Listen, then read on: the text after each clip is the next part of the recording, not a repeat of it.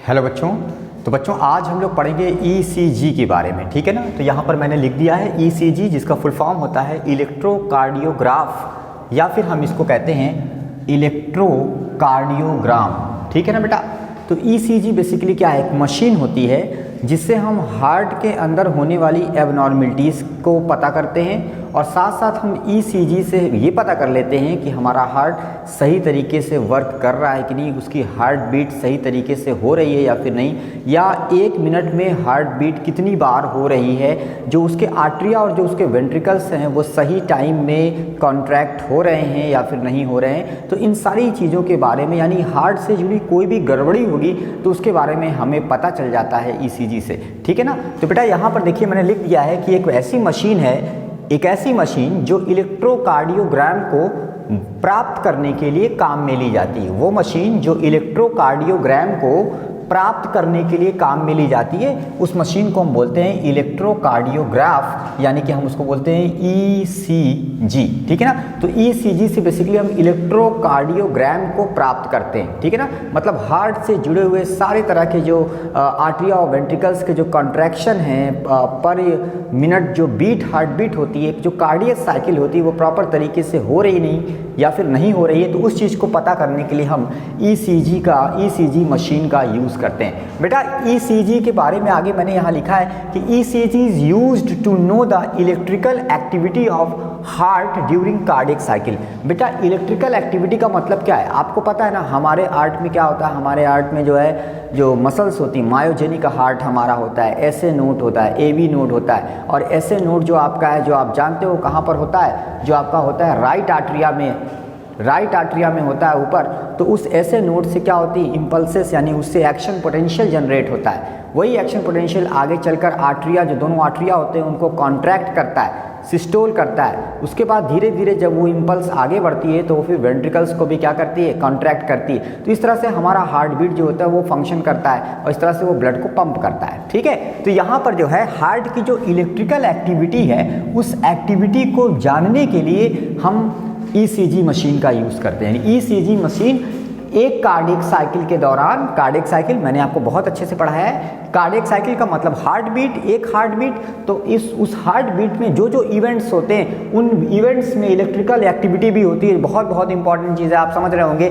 तो हार्ट के अंदर होने वाली इलेक्ट्रिकल एक्टिविटी को पता करने के लिए हम लोग ईसीजी मशीन का यूज़ करते हैं। एक बात और बेटा, ईसीजी को प्राप्त करने के लिए 3 लीड का यूज़ होता है। कितनी लीड? 3 लीड्स का यूज़ होता है। 3 लीड का यूज़ होता है यहाँ पर, ये भी आपको पता होना चाहिए। ये जो लीड होते हैं, जो तार होते हैं, ये कहाँ लगाए जाते हैं? तो 3 लीड में से 2 लीड जो है वो आपके लेफ्ट और राइट, एक लेफ्ट और एक राइट रिस्ट में लगाई जाएगी। कहाँ पर? रिस्ट में। तो लेफ्ट और राइट रिस्ट में एक एक लीड लगा देंगे, और तीसरी जो लीड है वो आपकी लेफ्ट एंकल पे लगाई जाएगी। कहाँ पर? लेफ्ट एंकल पर। तो बहुत ध्यान से बच्चों, टोटल कितनी लीड होती है?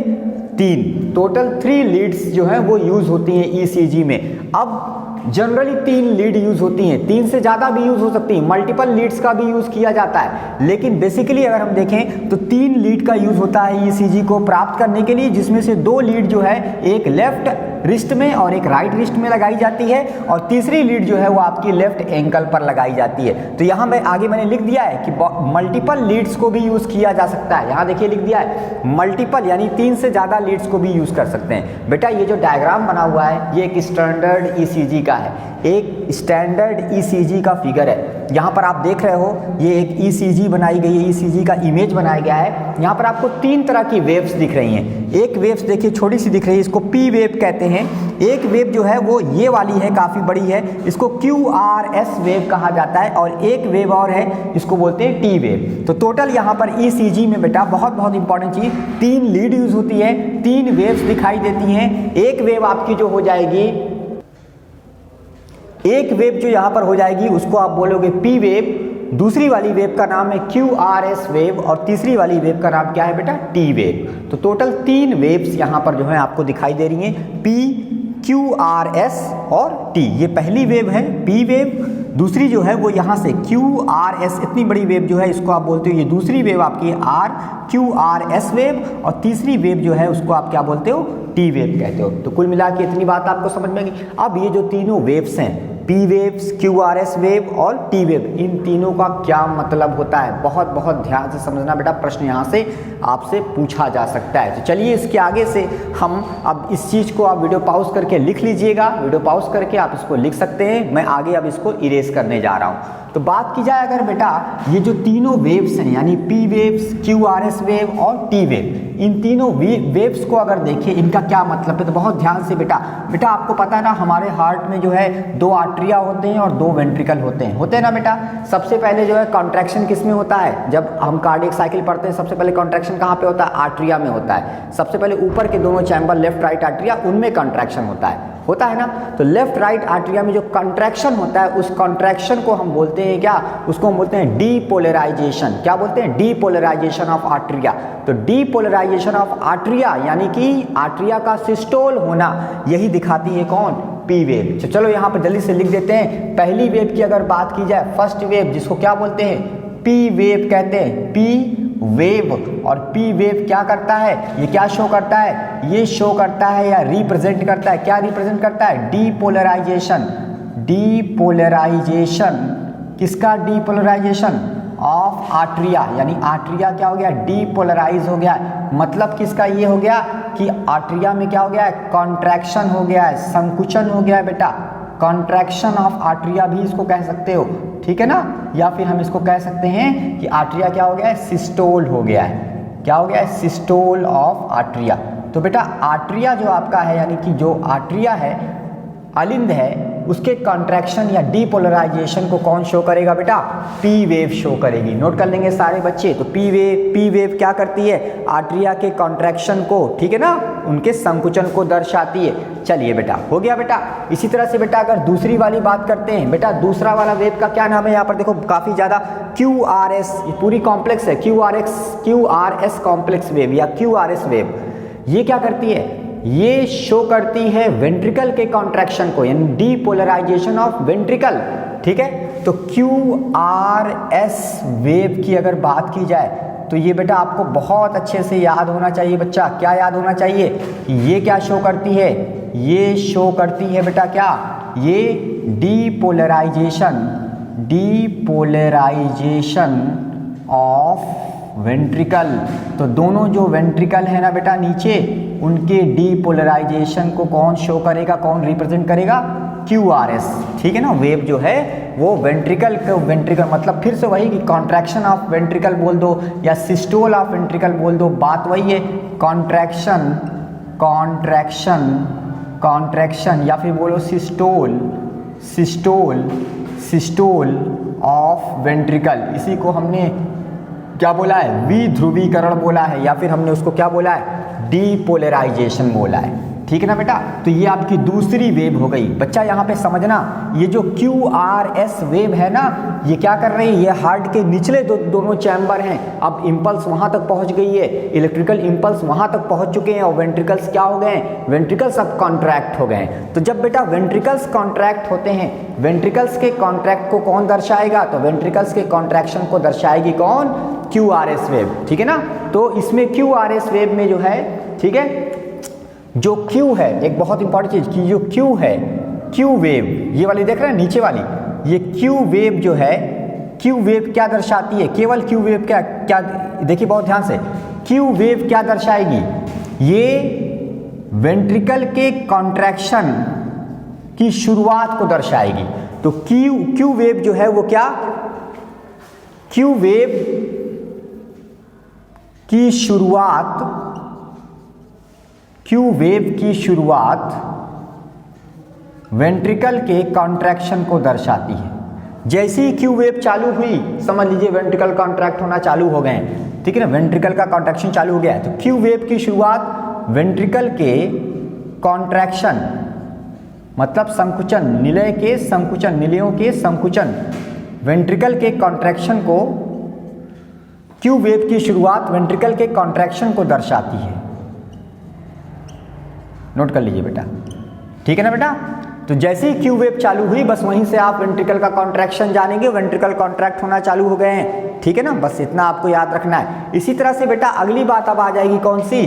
तो पी वेव हो गई, दूसरी वाली क्यू आर एस वेव हो गई, और अब तीसरी वेव आएगी कौन सी? T wave. तो तीसरी वेव जो है बेटा ये क्या करेगी, टी वेव जो होती है ना बच्चा, ये क्या करेगी, ये वापस से रिलैक्स करेगी बेटा वेंट्रिकल को क्या करेगी, रिलैक्स करेगी, मतलब कि इसको डायस्टोल करेगी, मतलब रीपोलराइज करेगी। तो टी वेव क्या शो करेगा, बहुत ध्यान से बेटा, अब मैं इस फिगर को थोड़ी देर के लिए मिटा देता हूं या मैं यहां लिख देता हूं यहां पर।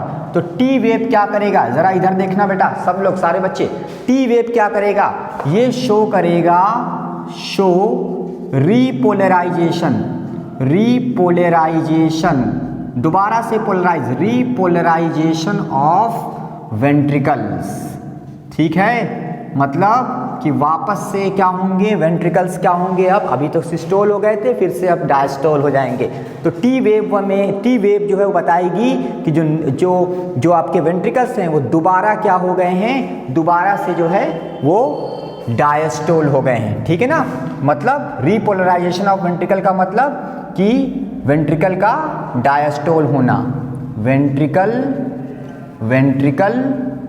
का डायस्टोल, रिलैक्स होना, डायस्टोल, वेंट्रिकल का डायस्टोल, समझ रहे बेटा।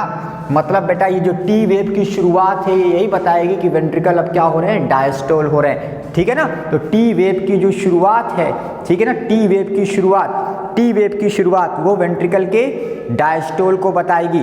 ठीक है ना, ठीक है। और टी वेव का जो अंत है वो सिस्टोल के अंत को दर्शाता है। ठीक है, एक चीज और लिखिए, क्या लिखेंगे, टी वेव का अंत, टी वेव का अंत क्या बताएगा, टी वेव का अंत क्या बताएगा कि वेंट्रिकल जो है वो सिस्टोल, टी वेव का अंत सिस्टोल के अंत को दर्शाएगा।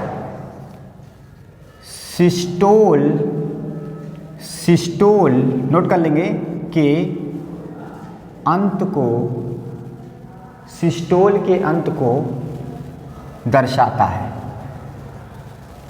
दर्शाता है। ठीक है ना, टी वेव का अंत, इस पॉइंट को भी नोट कर लीजिएगा, टी वेव का अंत सिस्टोल के अंत को दर्शाता है। ठीक है, इतनी बात हो गई बेटा। अब बेटा इसको मैं इरेज करता हूँ, 1-2 पॉइंट्स और है उसको भी नोट कर लो आप लोग। क्या नोट करेंगे, तीनों वेव के बारे में तो मैंने बता दिया, आगे नोट करेंगे, क्या नोट करेंगे कि एक निश्चित समय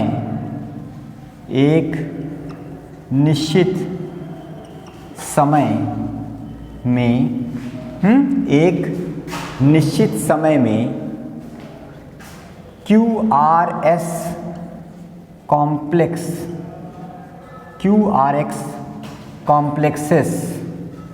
को गिनकर, QRS कॉम्प्लेक्सेस को कि कितनी बार QRS कॉम्प्लेक्स बना एक निश्चित समय में, 1 मिनट में, 1 घंटे में, तो एक निश्चित समय में QRS कॉम्प्लेक्सेस को गिनकर हार्ट की बीट यानी कि हृदय की धड़कन, नोट करिएगा, हृदय की धड़कन की दर मतलब रेट, यानी कि हार्ट बीट रेट की बात हो रही है। हार्ट कितनी बार धड़क रहा है एक पर्टिकुलर टाइम पीरियड में, हार्ट बीट रेट, ठीक है, नॉर्मल है या ज़्यादा है या कम है, तो हृदय की धड़कन की दर यानी कि हार्ट बीट रेट, ठीक है ना, को पता कर सकते हैं, पता कर सकते हैं। ये चीज़ आप सारे बच्चे नोट कर लेंगे कि एक निश्चित टाइम पीरियड में QRS कॉम्प्लेक्स अभी मैंने फिगर बनाया था, QRS कॉम्प्लेक्सेस को गिनकर हम हार्ट बीट कितनी हो रही है उसको हम हार्ट बीट रेट को पता कर सकते हैं। ठीक है ना, ठीक है। और एक बात और बेटा, ये जो ECG है इसका यूज़, ECG का यूज़ डॉक्टर्स जो होते हैं यानी क्लिनिकल डायग्नोसिस जो होती है, क्लिनिकल डायग्नोसिस मतलब कोई बीमारी हो गई है हार्ट से रिलेटेड, तो जो कार्डियोलॉजिस्ट होता है, जो हार्ट से रिलेटेड डॉक्टर्स होते हैं, वो ECG का यूज़ करते हैं कहाँ, क्लिनिकल डायग्नोसिस में इम्पॉर्टेंट या महत्वपूर्ण, क्लिनिकल डायग्नोसिस में महत्वपूर्ण होता है। ठीक है ना, बहुत इंपॉर्टेंट बात नोट करवा रहा हूँ कि ECG का यूज़ क्लिनिकल डायग्नोसिस में महत्वपूर्ण होता है। ECG का यूज़ क्लिनिकल डायग्नोसिस में क्या होता है बेटा, महत्वपूर्ण होता है, बहुत बहुत महत्वपूर्ण है, ठीक है ना। चीज़ों को पता करने के लिए कि हार्ट से जुड़ी कोई बीमारी तो नहीं है, हार्ट प्रॉपर फंक्शन कर रहा है कि नहीं कर रहा है, हार्ट बीट सही है कि नहीं है, heart beat particular time period में नॉर्मल है कि नहीं है, ठीक है ना। तो ये आपकी पी वेव जो पहली वाली वेव थी वो क्या करती थी, वो आर्ट्रिया के वेंट्रिकल में डीपोलराइजेशन ऑफ आर्ट्रिया को शो करती थी। क्यूआरएस वेव जो है वो क्या करती थी, वो डीपोलराइजेशन ऑफ वेंट्रिकल यानी वेंट्रिकल के सिस्टोल को शो करती थी। और जो टी वेव थी वो क्या करती थी, वो रीपोलराइजेशन ऑफ वेंट्रिकल को शो करती है, यानी कि वापस से डायस्टोल जो वेंट्रिकल हो जाता है वो टी वेव उसको शो करती है, ठीक है ना। इतनी बात मैंने आपको बताई थी, ठीक है। तो बस इतना काफ़ी है, उम्मीद है समझ में आया होगा कुछ। ईसीजी का फुल फॉर्म, ईसीजी में कितनी लीड यूज होती हैं, ईसीजी में टोटल कितनी वेव्स होती हैं, एक स्टैंडर्ड ईसीजी में कितनी वेव होती हैं, वेव्स के नाम क्या हैं, उन वेव्स क्या शो, वो वेव्स आगे चलकर क्या शो करती हैं, हार्ट के चैम्बर्स की कौन सी कंडीशन को रिप्रेजेंट करती हैं, ये चीज़ मैंने आपको बता दिया। उम्मीद है आपको समझ में आया होगा। मिलते हैं आगे किसी और चैप्टर में, नेक्स्ट लेक्चर में। Thank you.